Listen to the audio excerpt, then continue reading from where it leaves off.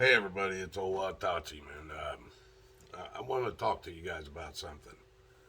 Now, back in about somewhere in the mid '70s, when I got in, I was a freshman in high school. I was allowed to take a class that was called photography. Now, I had to leave the high school and go about I think maybe even less than 3 miles down the road. Uh, but it was right down the road from where I went to high school, but it was actually a vocational school, and they offered this photography class. Now, this was back when everything was analog, folks. No digital shit. And did you know I said mid 70s? Uh, Somewhere in the mid 70s, I started taking this class. Now, my parents had to buy me, it was called a SLR camera at that single lens reflex, I remember. And it had to be a certain camera that you could switch lenses on it in order to use different wide angle lenses or zoom lenses. And they also, gave me everything I needed to take this class. And in this class, we learned how to uh, do everything in the dark room. We went out, took our own photos, we brought them in, we developed the film in a dark room, and then we enlarged and printed the photos that we wanted to use in class or whatever. We kept all the negatives for, then you had negatives, folks. Negative.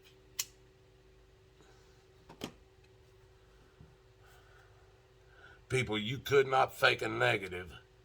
You could do some things with a negative, like double exposures, things like that. They were tricks of the trade, but most people did not do those those kinds of things. So when you had the negative of a photo, you couldn't change it. It meant something. But after went and they took analog out, digital was what they needed, because digital could be completely faked across the board. 100%. You could fake the person standing in the shot if there's somebody there, or object there that you could fake both those things, and you can fake the background with a blue or green screen, I think they call it. You can fake both parts in any digital shit. I've done it many times. I learned how to do it when I went to college. But when I was in high school, I was dealing with analog stuff. You could not fake that shit. There was very few things that professionals and shit, or somebody who had a special camera, or might have done something by accident. You could even do it by accident, like a double exposure, or you're picking up a lens reflex or something off of something. But you could not fake the person or the object that you were focusing on and the background at the same time. You could not do either of those. Now, people had tried to use glass, a piece of glass, and put some kind of a image on it and hold it up in front of trees or in the sky, claim UFO stuff. Oh yeah, or shooting something through a window out of a car, and there's bug splatter or something, and they claim that's a UFO or something. But the thing with digital photography, folks, you can kind of tell to a certain extent too if a digital photo has been fucked with.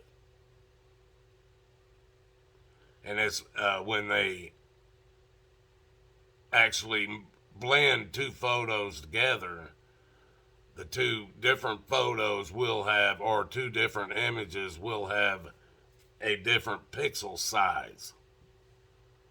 So with digital, you can tell if something's faked.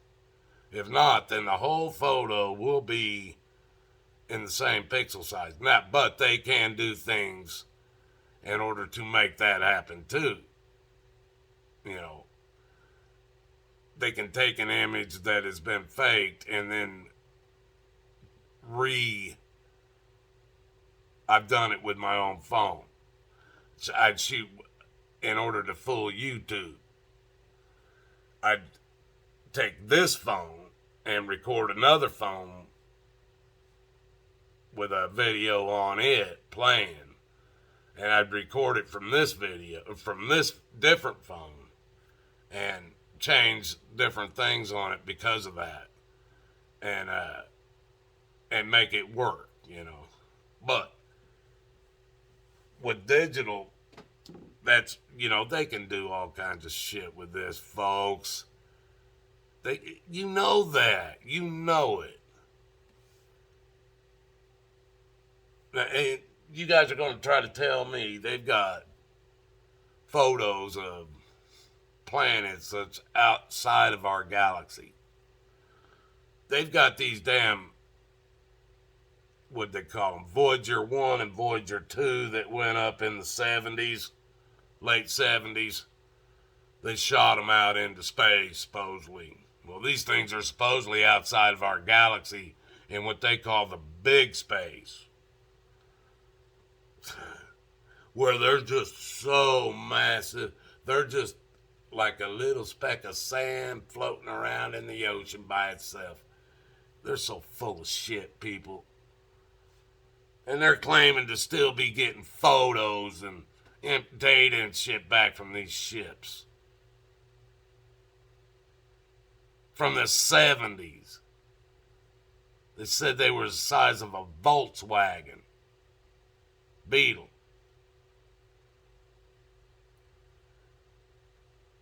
People, they did not have the kind of technology, even CBs and ham radio technology, top of the line shit, could not talk any distance. I'm not saying that, yes, ham radios from the frequencies that they use, they can talk to going through repeaters anywhere on the earth, as long as there's a repeater and a receiver there to receive it.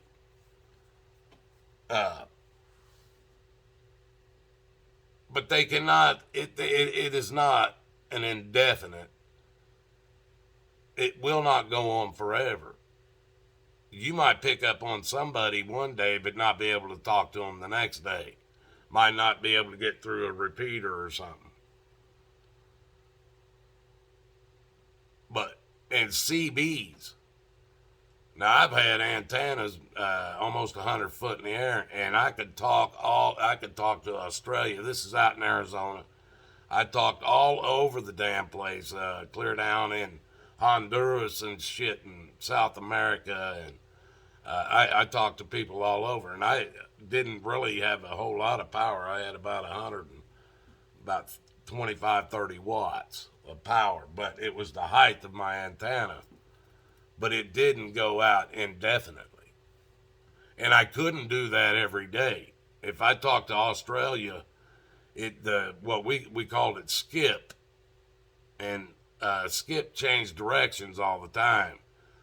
One day you might have skip coming in from, where I'm at up here in Ohio.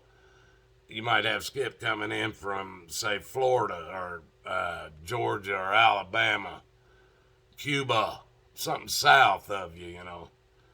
On another time, it might all be coming in from Washington State, Utah, out Australia, out that way area, coming in from that angle.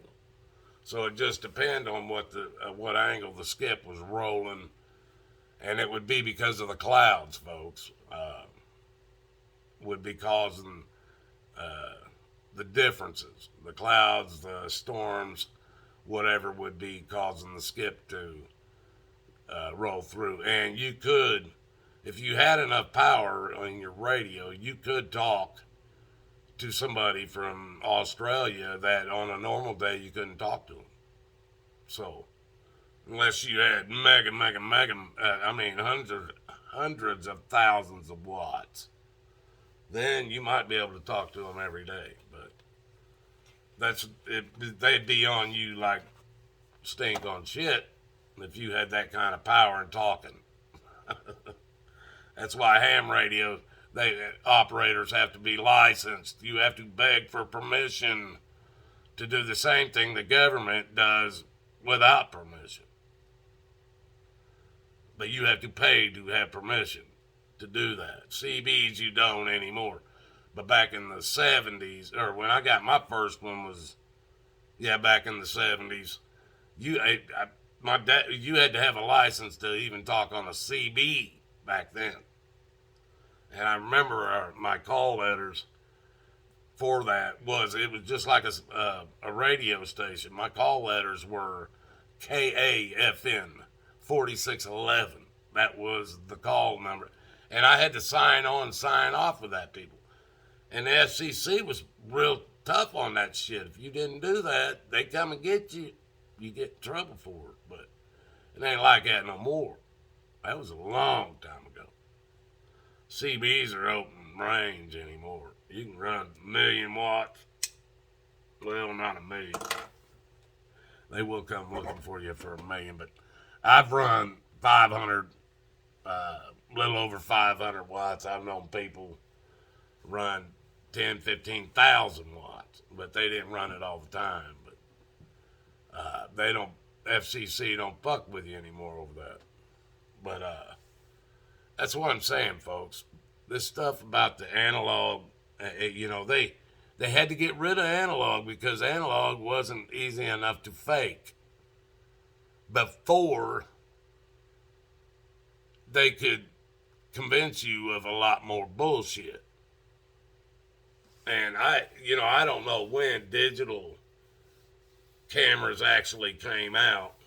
They might have came out in the 70s, but there wasn't nobody in that school I went to wasn't going to have no digital cameras. If they came out in the 70s, they'd have been so high dollar, there wouldn't have been too many people around me that could afford one. So they went with what they had, and I'm sure they probably had digital, though, the government. Because digital it wasn't long after that I don't know how long, but I remember when I finally started hearing about digital cameras was almost in the 90s, and it was a guy that hired me for security. He had money. He had a pretty nice camera. It wasn't no high dollar camera or nothing, but he said it was a 6 megapixel camera. Now that tells you how old it was. But he took a lot of photographs, and he was in New York City, and he took a bunch of. He was up on top of this building that it wasn't the Empire State Building, but it was pretty high up, and he took a shot of the Empire State Building. It was just to show how high up he was in this other building. And he took photos from down below the people on the streets. And just with a 6 megapixel, you could see, arms, and you couldn't see no fingers, but you could tell it was people maybe with a hat on or a jacket on or a colored shirt or whatever. You could see it was people, And today, you could zoom in on them, count the hairs on their head, but back then that was a big deal. And, that was about the first I started hearing about digital. And once I started looking into it, man, that's how they're going to fake everything, people. Digitally. Not analog. That's why You know, you can't even believe if you see a picture of it anymore. If you ain't there looking at when something happens, somebody shows you a picture of it or whatever, you cannot say, "Oh, I saw it. I saw a picture of it." No, anything can be faked in a photograph. And I got a couple of them I can show you if you don't believe me. Ask me, send me an email. I'll show you I put myself in videos or photos with famous people. Let's just put it like that. And I have them. I did it when I went to school for in college. But I'm just saying, people. Just because you see a picture, just because you see it on TV, just because you see a video of it, does not mean it's real. And they're getting ready to pull some amazing digital shit on you guys here real soon with this UFO alien bullshit. You can rest assured of that. So you better rethink what you're seeing unless you see it. And even if you see it, you better walk over and touch it if you think it's real. If you want to claim it's real, you walk over and touch that damn thing, because these holograms nowadays, you might be looking at it. It might look real. It doesn't mean it's real. So, people, that's just my rant again. Oh, Watachi. Till next time, always remember, God loves us all, and I love you too, man. Make no mistake, the only way out of this is through Jesus Christ. And I pray you all are seeking him. And when you knock on the door, he opens it. Because we're at a time now that it states that one day he'll stop opening that door. Don't let this happen to be you. He doesn't open the door on. Till next time, folks.